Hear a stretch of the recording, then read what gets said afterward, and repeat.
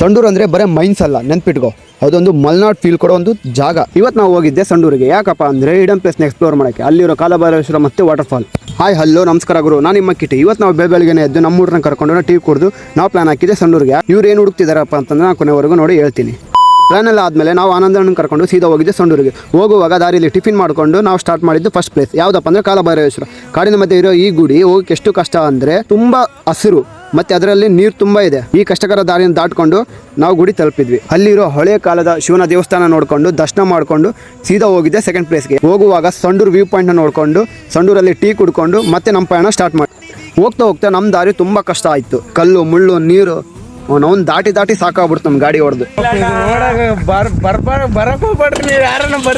ಇದೆಲ್ಲ ಮುಗಿಸ್ಕೊಂಡು ಕೊನೆಗೂ ನಮ್ಮ ಡೆಸ್ಟಿನ ನಾವು ರೀಚ್ ಆದ್ವಿ. ಹೋದ್ಮೇಲೆ ನಾವೆಲ್ಲರೂ ದರ್ಶನ ಮಾಡಿಕೊಂಡು ಸೀದಾ ಅಲ್ಲಿರೋ ವಾಟರ್ ಫ್ಲೋನ ಎಕ್ಸ್ಪ್ಲೋರ್ ಮಾಡಿ ನಾವು ಫೋಟೋ ಶೂಟ್ ಮಾಡಿ ಅಲ್ಲಿ ಸಿಗೋ ಮಂಡಕ್ಕಿ ತಿಂದು ಹಾವನ್ನ ನೋಡ್ಕೊಂಡು ನಾವು ನಮ್ಮೂರ ಕಡೆ ಹೊರಡೋ ಪ್ಲಾನ್ ಮಾಡಿದ್ವಿ. ಊರಿನ ಕಡೆ ಹೋಗುವಾಗ ನಮಗೆ ಮಕ ಟ್ಯಾನ್ ಆಯ್ತಂತ ನಾವು ಮಕ ತೊಳೆದು ಊಟ ಮಾಡಿಕೊಂಡು ನಾನು ಸ್ವಲ್ಪ ಎಡಿಟ್ ಇತ್ತು, ಯಾವುದಪ್ಪ ಅಂದರೆ ಹಂಪಿ ಜೂದು. ಅಲ್ಲಿಂದ ಬಿಟ್ಟರು ನಾವು ಸೀದಾ ಆನಂದಣ್ಣ ಮನೆ ಕಡೆ ಹೋದ್ವಿ.